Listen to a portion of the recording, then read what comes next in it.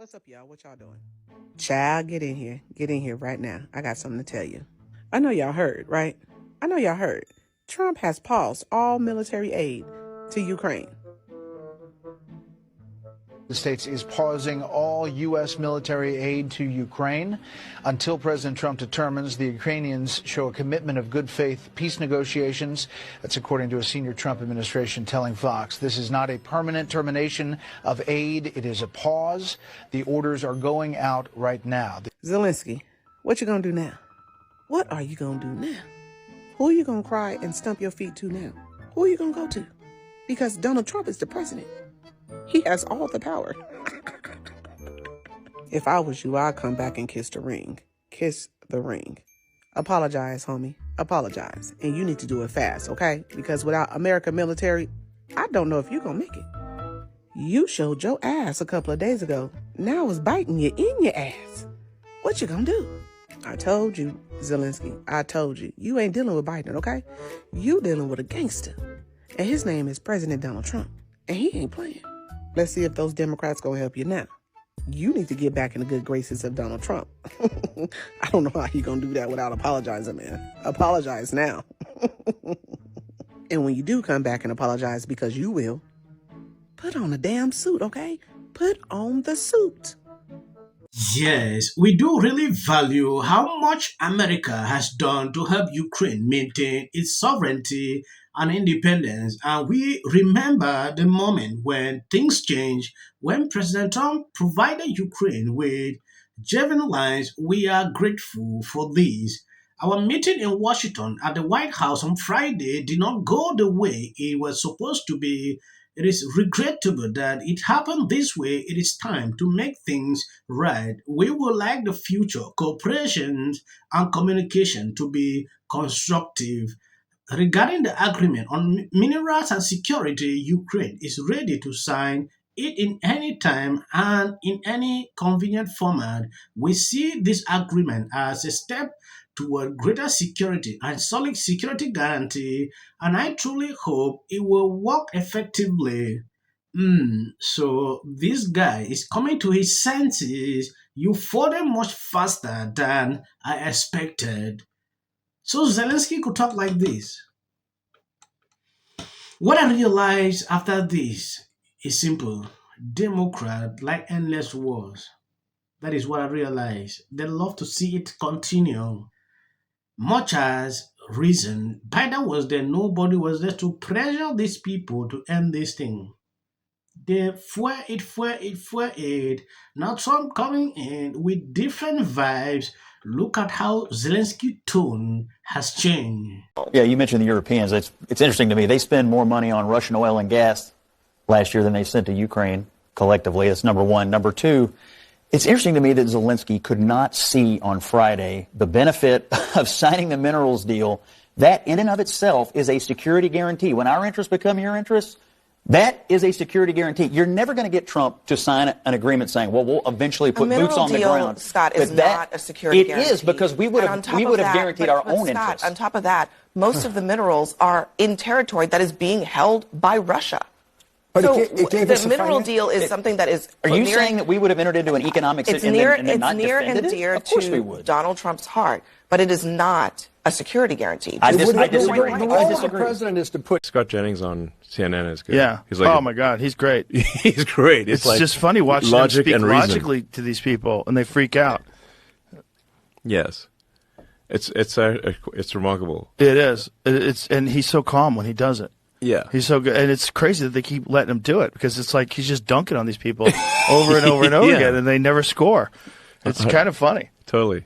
I mean, kudos to them for having a legitimate conservative voice who's a reasonable person on these panels now. But even then, he's outmanned. It's like one of him, and there's a bunch of screechy, woke people. It's wild. I mean, they're like, I think we should still stay mostly woke. Yes. Yeah, that's essentially what they're doing. They're like, our business was being hurt when we were all woke, but let's stay mostly woke. Yeah. That way they just backed it off a notch. Just a notch. just a notch. But it's not.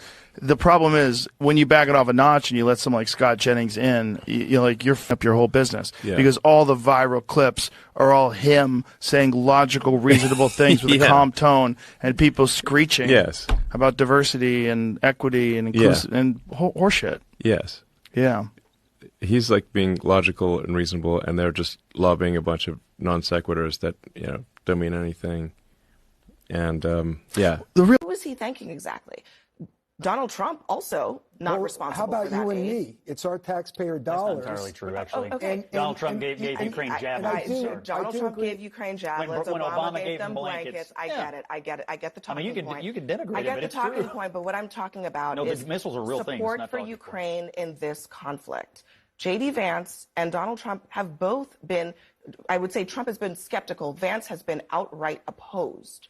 So do you acknowledge that Zelensky has thanked the United States? He has on occasion. Dozens of occasions. But I will also point out. Dozens of occasions. But I will also point out that in 2022, in a phone call with Joe Biden had to scream at him on the phone, according to NBC News, and say, hey, you could be a little more grateful for what we're doing for you in the United States. Right. He's a frustrating guy to deal with. On that, we have bipartisan presidential consensus. I get that. Here's but the deal. As Karl Rove said, the diplomacy is messy privately. And these things happen in every single conflict the United States has been a part of, where with our allies, we have disagreements privately. It happened during World War II. It happened with Biden. The difference is that this played out publicly on purpose. Right. And why go to the Oval Office in a language you don't really speak that well without an interpreter and pick a fight with the President and Vice President of the United States, regardless if you don't like what they had to say?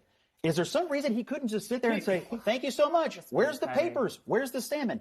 That's all he had to do. And he literally couldn't do it. Scott, look. Some of these fictitious numbers that they put on the website, according to the New York Times. Republicans absolutely voted for this. Okay, people do not want government waste, that's for sure. But they didn't vote for foresters to get fired. Look, they didn't vote for the parks to be closed. Look, veterans to be fired. You guys keep trying to create this fantasy land where Donald Trump is not popular, where Republicans are mad. Republicans are mad. They shut down the town halls. Can you name a single Democrat in Congress who's more popular than Donald Trump right now? Listen, Answer, no. Scott, the reality is Republicans are so happy with this. They're not upset about it. No, they The are. American people are happy about what's going on right now because for the first time in a long time, a president said, Scott, I'm actually going to reduce the size of government. Yes, for people that are following this channel for about 2 to 3 years, they realize there was a certain time I was not putting up clips of CNN. But when I started seeing Scott doing what he's doing now every single time, I was impressed at a certain point. His clips are going viral every single time because he always touches these people where it pains. Look at how he's calling this out. And I like the way Joe Rogan didn't ignore an Elon Musk to praise him. He's doing a great job.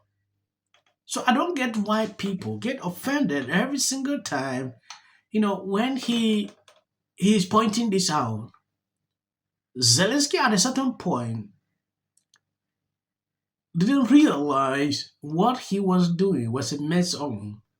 Though at the end of the day, world leaders praise him like, oh, you're a good guy. You're doing something great. The guy was feeling himself, replying to a tweet like, whoa, okay. Trump was silent. Like nothing is happening. Trump left a few days after.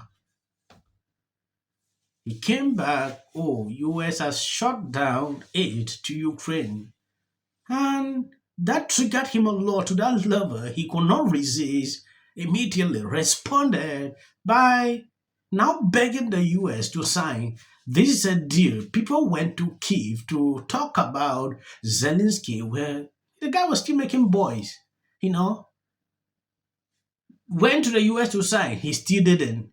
Instead, wanted to talk about things that Trump didn't want to hear. Now he is here. We are ready to sign. Trump is not even listening. I don't believe that Trump even read what he put out. So who is losing? I've watched videos of military people in Ukraine crying, like begging that US aid should come back because they realize US is the only country that can actually do something more than what these people in Europe put out every single day. When you calculate the money, oh, this country gave in for 5 billion, 2 billion, small. When you combine all that, you will not still be able to sum of what US gave in. No soul for you, motherfucker! And that's when they met in the Oval Office. America went to hug Zelensky, but when America looked up, somehow Putin had given John Cena the international sign. Disastrous Oval Office meeting between the president, J.D. Vance, and Volodymyr Zelensky. What happened, they say? Are we still America? Talk about Quincy. My life changed for the clips you see behind here. Please don't mind. That is just for YouTube algorithm. You can't ski. Media for admitting that, but so be it. And the fact is that it doesn't matter whether Vice President Vance planned it or just took the opportunity to bait Zelensky. Zelensky took the bait. Okay. Yeah. And what happened at the White House today? Today, Donald Trump irreparably destroyed the 80-year-old post-World War II international order. An Oval Office ambush of an American ally that will reverberate all around the world and stain America's image for years to come. That was, to say the least, the most contentious confrontation between world leaders perhaps we have ever seen, certainly on television. It was a truly historic moment, not in the good way. One that I fear realigned the world order, upending the only foreign policy consensus that most living Americans and Europeans have ever known. A complete and utter mess. We don't gain anything by acting like bullies, and this is what bullies do. I think there's no question that this was a setup. You heard Donald Trump say at the end of that clip you played, this is great television. To issue an apology tonight? Absolutely. All right, but what else is going on? Not much in the Oval Office to discuss the big turnaround that the country has done, where Trump says now he's the dictator. To say that it is one of the most astonishing moments that we have ever seen happen. You guys stand with Ukraine? Oh my God.